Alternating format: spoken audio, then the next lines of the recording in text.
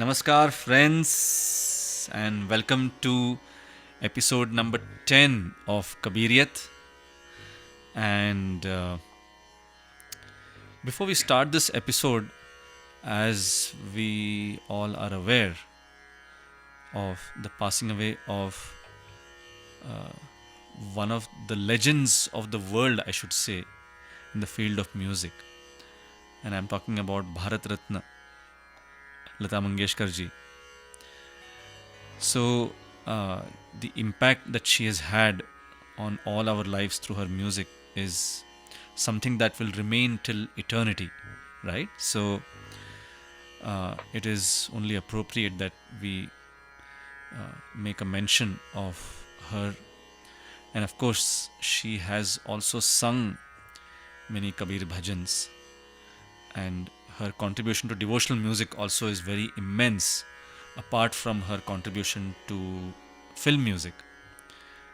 So, you know, we pray to the Lord Almighty that her soul rests in peace, and also pray that we all get inspiration from her life and her music, which will help us in the overall journey of our lives in whichever field we are, right? So that's the kind of inspiration that she gives to all of us. So with these words, let's again welcome Ashwini. So Ashwini, welcome back. Episode number Thank you 10. so much, Manoj. Thank Yes. you. And you are very right in, offering our pranams to Latanji. I mean, we grew up with her music, and Yes. she was such a major part of the lives of every Indian. So Yes. it's a tremendous loss. Sure. So, yes. So now let's see what Ashwini has in store for us today. So it's over to Yes. you. So Yes. continuing with Saint Kabir's philosophy and music, it is such a pleasure to hear, good feedback from a lot of people and their continued interest in the philosophy of Saint Kabir. And it's also very exciting that this is the kind of philosophy that that can be applied.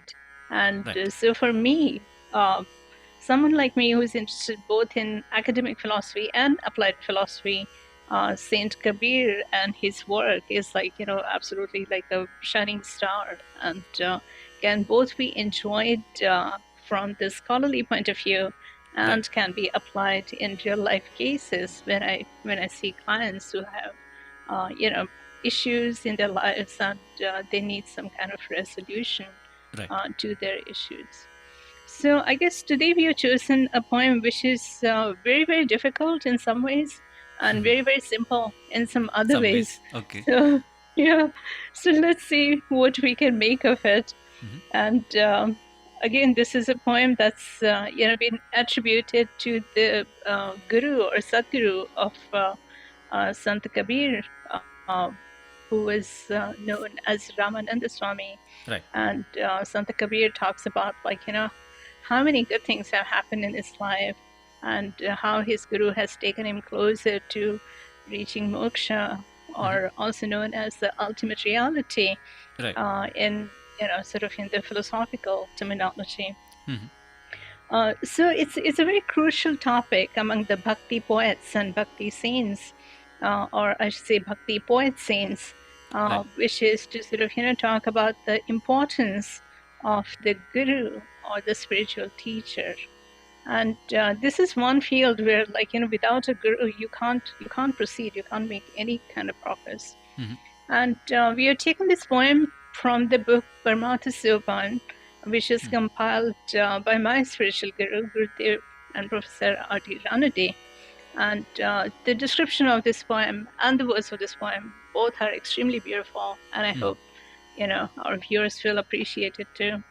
So Yes. the original poem in Hindi is like this: Guru ne mohi deenhi ajab jari, सो ही जरी मोहि प्यारी लगत है अमृत रसन भरी काया नगर अजब इक बंगला तामे गुप्त धरी पांचों नाग 2500 नागिन सूंघत तुरत मरी या कारेनी सब जग खायो सतगुरु देख डरी कहत कबीर सुनो भई साधो लई परिवार तरी.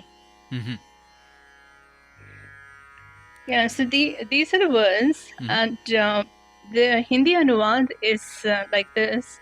गुरु ने मुझको अजब जड़ी दी है, यह जड़ी अमृत रस से भरी है, अतएव मुझे वो बहुत प्यारी लगती है. इस शरीर रूपी नगर में एक अजब बंगला है, मैंने उसमें वो जड़ी छिपा के रख दी है. उसको सूंघते ही पांचों नाग और 25 नागिन तुरंत मर गई. इस काले ने सब संसार को खा डाला, पर सदगुरु को देखकर वो डर गया. कबीर जी कहते हैं कि हे भाई सुनो, सदगुरु परिवार लेकर तर जाता है. So I guess this is our way of traveling the path between two languages, Hindi and English. Yes. And this was Hindi anuvad by Gurudev Ranade. Yes. And the English translation, which is sort of my attempt to just simplify it, is like this. So the Guru has given us a remarkable medicine or herb, and it has the potency of heavenly nectar and is therefore delightful. Right. There is a bungalow in a city, and here the city is used as an analogy for our body, right, where this medicine is kept in secret. By just taking a whiff of it, 5 large and 25 small snakes die instantly. Time has destroyed the whole world, but it fears the Sadguru. Therefore, Kabir says, "O good man, Sadguru alone can uplift your family and carry it to ultimate reality." Right. Beautiful. Yeah. Nice. Yeah, isn't it? Like, yeah. Yes. And it's also, it sort of like goes back and forth at the mundane level of things and at, very spiritual level of things. Right. Or like, as I say, it sort of travels on the vyavaharik level and paramarthik level. So let's first look at the spiritual interpretation. And for the spiritual interpretation, I'm going to again go back and forth between two books. One is called Pathway to God in Hindi Literature, and the book is written by Professor D. Randati, and he discusses, all the poems in Paramartha Sopan, and sort of talks about the philosophy in the book of Pathway to God. So Gurudev Ranvi says that according to Kabir, my guru gave me a miraculous herb, and it is full of mellifluous juice. So here the juice is amrit, which is a concept in the Indian mythology, which is sort of like a juice from the heaven. And it's deposited in a mysterious vault inside my heart. So the Bangla, which the word Bangla refers to my heart, and Kaya Nagar Ajab Eka Bangala. So Kaya Nagar, which is like, the city. So the body is referred to as city, and Bangla is referred to, as my heart. And Bangla really means a house, basically a spacious, beautiful house. Now the value and power of this herb is that all the 5 Nagas and the 25 Naginis die an instantaneous death as soon as they smell it. And then the question is, what are these 5 Nagas and 25 Naginis that Saint Kabir is referring to? And here we go into seriously deep philosophy. Right. We may not go very far deep in this, but I do want to talk a little bit about, what this is all about. So Saint Kabir is referring to Sankhya philosophy here. And, like a lot of the Bhakti saints refer to either philosophy from Advaita Vedanta or some other school of philosophy. And here we are talking about, the Sankhya philosophy and their concept of evolution. So the 5 large snakes really refer to 5 pranas, which is also a concept in the yogic philosophy. and they're known as prana, apana, udana, vyana, and samana. And they basically refer to the energy flows in different parts of our body and how they affect, our health and well-being. And if there's a good energy flow, or prana or chi, as they call it, then we are in a healthy state. But if there's any disturbance in the pranas, then we get different diseases or something. So the original concept comes from Sankhya, and then the yoga philosophy develops various yoga poses to keep that energy flowing smoothly in our body. Then another concept is 25 elements in Sankhya philosophy, and they are referred to as 5 Jnanendriyas, 5 Karmendriyas, 5 Mahabhutas, or Panch Mahabhutas, or 5 Tanmatras, and the other 5 elements. So to again mention them very briefly, 5 Jnanendriyas are ears, eyes, nose, tongue, and skin, and 5 Tanmatras are the objects of these 5 senses, which are hearing, touch, sight, taste, and smell. Pancha Mahabhutas are Prithvi, Aap, Tej, Vayu, Akash, and Pancha Karmendriyas are mouth, hands, feet, reproductive organs, and excretory organs. And the remaining 5 elements are basically Prakriti, Purush, Mahat, Manas, and Ahankar. Now, to understand, how they work together, we'll have to go into the Sankhya philosophy, which I think is sort of a little beyond our time budget. But maybe, someday we'll talk about just that at some point. So here, Saint Kabir is referring to all these elements, all these 25 elements, as Pachiso Nagin.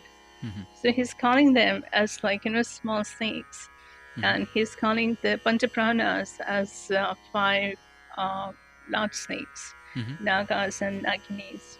And it's a seriously beautiful borrow of the philosophy and put it in the context of the bhakti philosophy in such a smooth and sort of compact way. So what Saint Kabir says here is that the power of this herb is superior to the 5 pranas and the 25 elements. And again, I'm quoting here Professor Randi's work in The Pathway to God. And it says, beyond these 5 nagas and 25 naginis, there's also a dark great cobra, which is representative of death. So when Saint Kabir says, Ya kareni sab jaga khayo, Sadguru dekh dari. Saint Kabir is referring to karene or kal. Kar here is same as kal, which is time or death, or black serpent. And that's what they're calling dark cobra. So death is capable of destroying everything that's alive right now. So eventually all the living things are going to die. And so death or time is responsible for that destruction.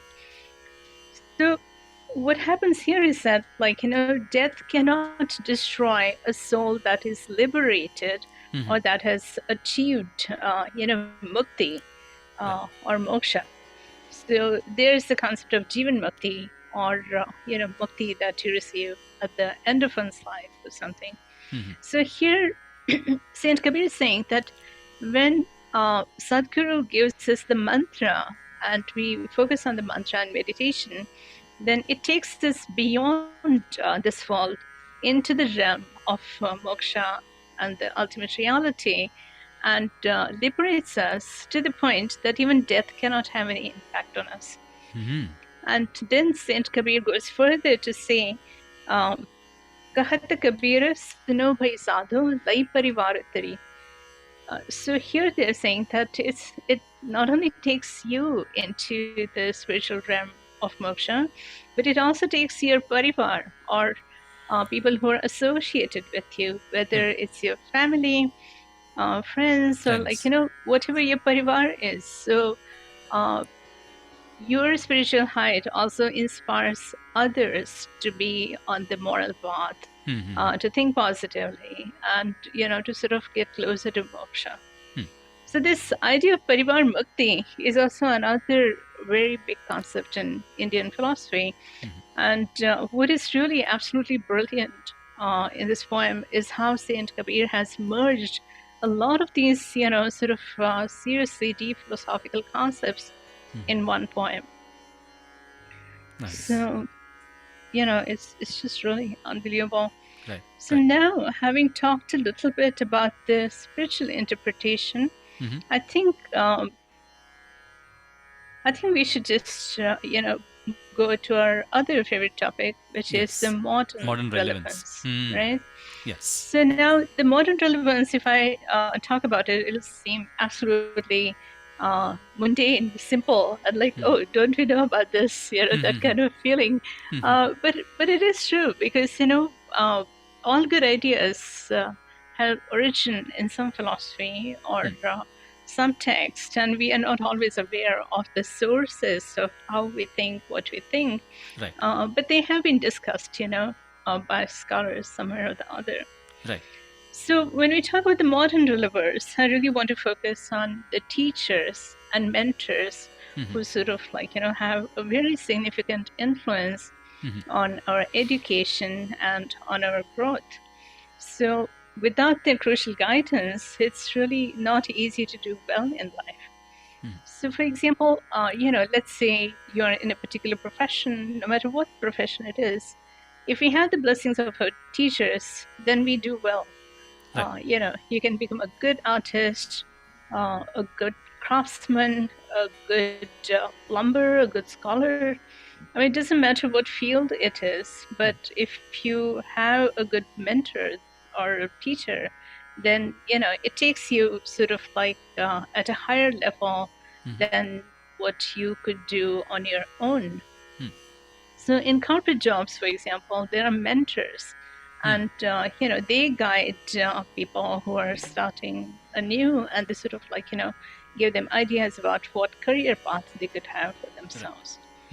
So it's the teachers or mentors who sort of provide us both the know-how of a profession and also the vision of what we are capable of doing, depending on what our strengths and weaknesses are. And when we do well in life, we are actually sort of borrowing the help from them, uh, accepting their guidance, and sort of inching ahead, so to say. And when we are stuck in our profession, and we can't see what's beyond us, we're basically using their vision as a torch to light the path ahead of us. And that's exactly what happens in the spiritual world. So, for example, in the spiritual world, we really don't know, what lies ahead. What does the spiritual experience mean? How or at what point can one see that, one is a spiritual person? Or even just meditation can hardly be done if it's not without any guidance, because one doesn't know whether one is doing it right or not. So, therefore, the spiritual teachers earned the distinction of being a guru because they have done great sadhana, they have done meditation for many years, they have done tapasya, they have conducted themselves in a very moral and spiritual way. They have done a lot of positive thinking throughout their life, and they have transcended the qualities of sattva, rajas, and tamas. So now, what are these qualities? So tamas are sort of the dark qualities, evil attributes. Sattva are good qualities, and rajas are basically mixed qualities. So we all have these qualities in different proportions, but the gurus have completely gotten rid of their tamasic qualities or the evil qualities.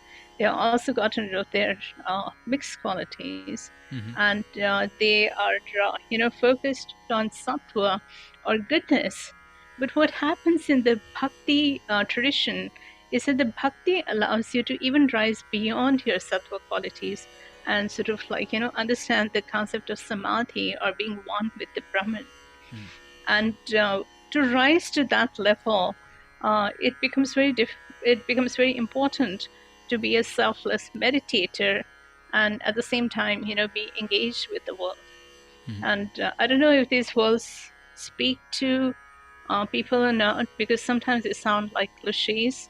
But it's like as we get better and better at doing bhakti and meditation, then some of these things sort of start making more sense, or they start becoming more appealing. But at the bottom of all of this is really sort of the importance of why it's important for us to have a teacher or a mentor or a guide in any given field who can teach us the skills of how to get ahead.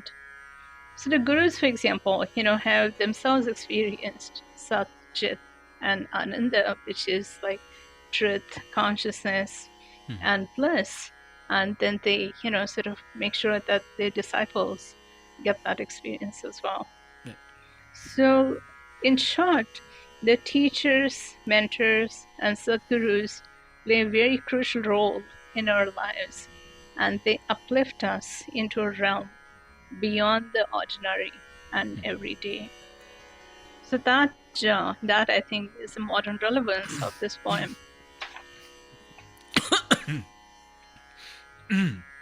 Excuse me. Yeah, yeah. You okay, right? Oh, yeah, yeah. Nice. Does this speak to you? Does this make sense to you? Oh, What yeah, does yeah. it Of course, seem? of course, of course. Oh, yeah, yeah. Absolutely. No, I mean, the significance of gurus, I mean, it's a very well known fact. And I think the knowledge that they give us is like the medicine that Kabir Sahib was talking about in the poem, right? So, Guru Right. ne mohe dini Mm-hmm. ajab jari. Mm-hmm. So, any knowledge that you get from your guru is like the medicine, like the jari Mm-hmm. that Kabir Sahib was talking in the poem, right? Mm-hmm. Yeah, yeah. It cures all the sort of negative qualities in you, and it it's sort of like it cures the disease, like how a medicine cures the disease. Right, The knowledge from the guru or the mantra from the guru, right, takes you beyond your everyday existence. right. And um, so basically, you keep that knowledge in your mind. Mm-hmm. So as Kabir Sahib said, the mind is like the bangla, the heart, basically, Mm-hmm. is like the Mm-hmm. bangla, in which Right. that knowledge you keep that knowledge secure that Mm-hmm. you get from your guru. Uh-huh. Tame gupt dhari, right? Right. Right. And then you apply that knowledge to get rid of all, like you said, all negativity, right? So even Right. this Right. pancho nag, pachiso nagin. Now, panch and pachis, of course, you explained to us the numbers, but they are kind of symbolic.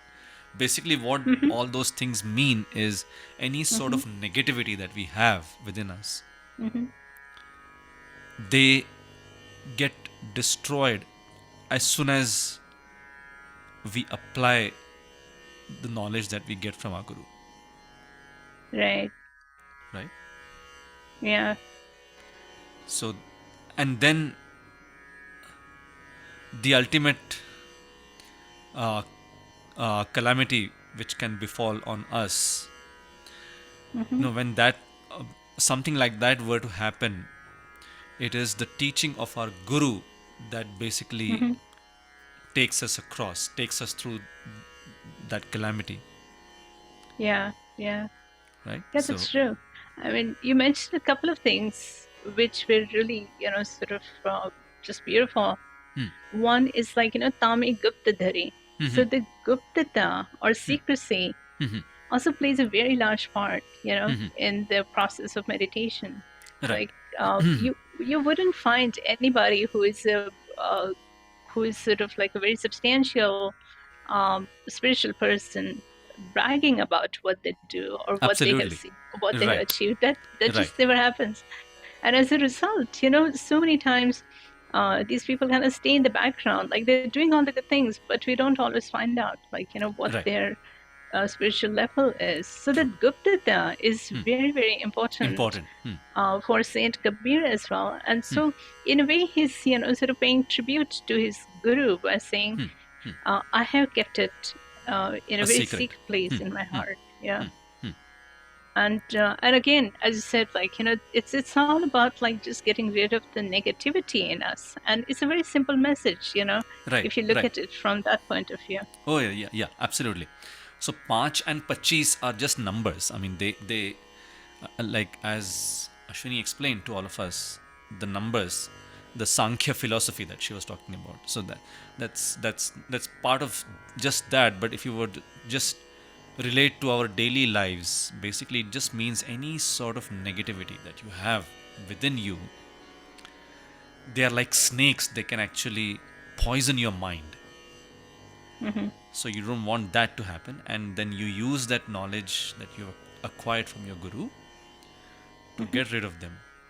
And then when those negative feelings try to enter your mind or enter uh, your inner core, they get destroyed because they are faced with the knowledge that you use to get rid of them. Yeah. Right? So Yeah, that's true. So yeah. there's the kind of message, which can be delivered as simply as possible or Right. as complicated way as possible. Right. But again, Right. when they go into the complexities, they are actually talking about, various things that could go wrong with you, like, that could affect your well-being, that could, cause diseases Right. Right. in one's body. On the And body. if we have a diseased body, then we are not capable of doing anything. Right. Right. So it's sort of like, both important to understand that there's a big connection between our thoughts and our well-being, our Yes. health, as well as like, the lack of negativity Right. and the sort of like the well-being and good health. Right. True. Nice. So Yeah, do you want to tell us a little bit about your composition, right. which Right. rag you're going to Yes. present it in? Yes. Yeah. So this one I have tried to compose in this rag called Bairagi, which is, I Mm-hmm. mean, as the name itself suggests, it's like in the rag of the ascetic, right?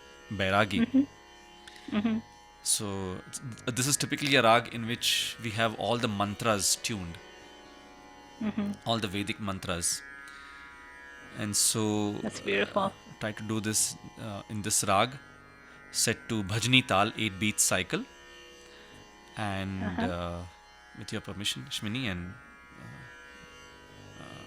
My for pleasure. all of you, and here goes this bhajan. Okay, I'll be on mute. Sure.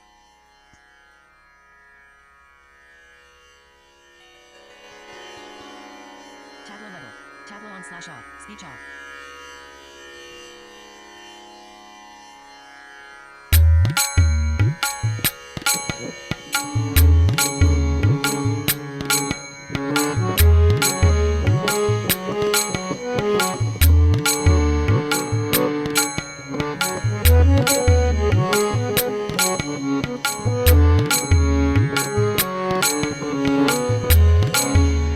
गुरु ने मोहे दीनी अजब जरी गुरु ने मोहे दीनी अजब जरी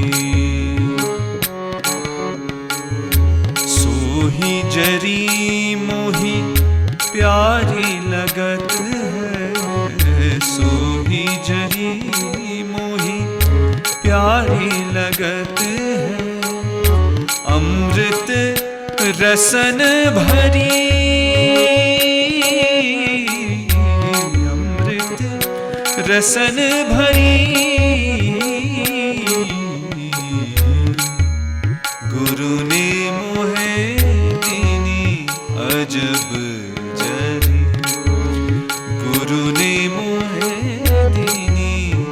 अजब जरी।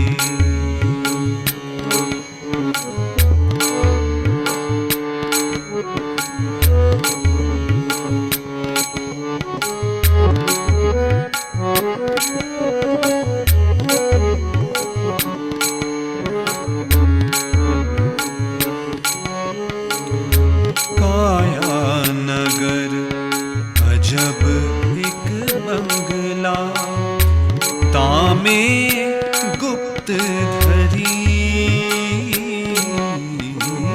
काया नगर अजब एक बंगला, तामे गुप्त धरी। पांचों नाग 25 नागिन, पांचों नाग 25 नागिन, सूंघत तुरंत मरी। सूंघत तुरंत मरी। गुरु ने मोहे दीनी अजब जरी। गुरु ने मोहे दीनी अजब जरी।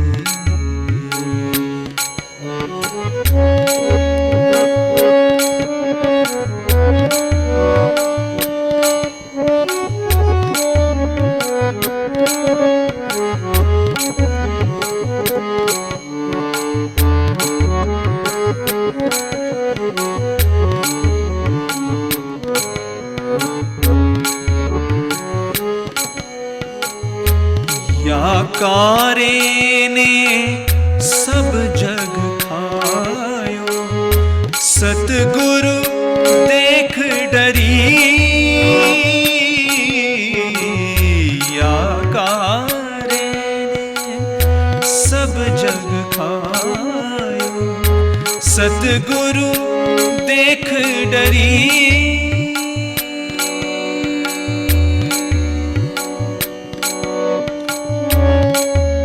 याकारे ने सब जग खायो, सतगुरु देख डरी।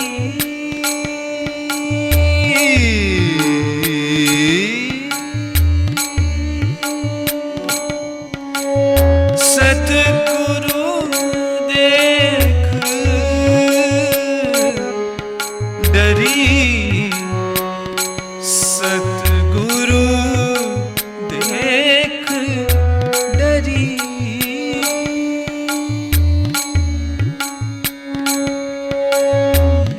याकारे सब जग खायो, सतगुरु देख डरी। कहत कबीर सुनो भाई साधो। कहत कबीर सुनो सुनो सुनो सुनो। कहत कबीर सुनो भाई साधो। कहत कबीर सुनो भाई साधो। लई परिवार तरी। लई परिवार तरी। गुरु ने मोहे दीनी अजब जरी। गुरु ने मोहे दीनी अजब जरी। सोही जरी मोही प्यारी लगत है। सोही जरी मोही प्यारी लगत है। अमृत रसन भरी। अमृत रसन भरी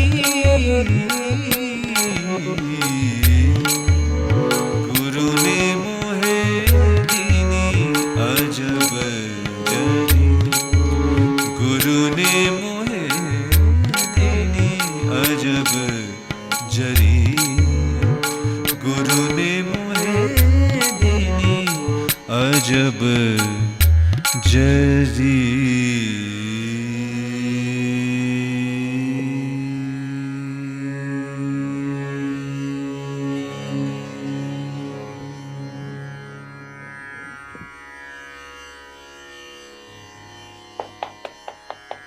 वाह वाह वाह, क्या बात है.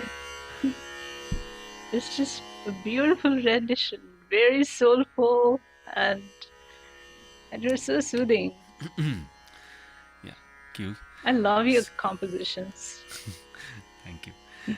So, yeah, so with that, we come to the end of episode 10 of our series Kabiriyat. So, friends, as always, do come back with your comments, your feedback. And until next time, it's always a good suspense as to what Ashwini has in store for us every episode. So, until next episode, episode number 11, to you, Ashwini, and to all the viewers, stay safe and happy thinking, happy singing, and happy everything, really. So, Well, thank you again. Thank you, Yes. Manoj, for yes, inviting me on this platform. yes, And thank you, all the viewers. We look forward to your comments. absolutely. Namaskar. Namaskar.